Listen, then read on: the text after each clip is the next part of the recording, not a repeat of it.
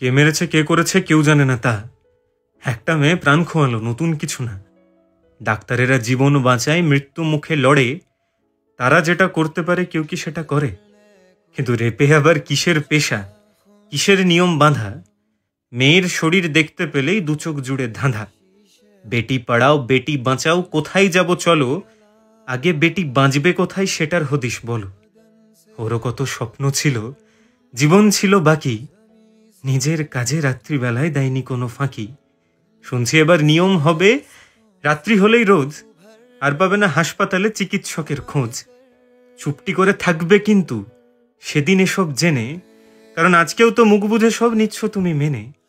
তাই ভুয়ো খবর না বানিয়ে ওদের পাশে লড়ি, নিজের নিজের সাধ্য মতো প্রোটেস্টটুকু করি।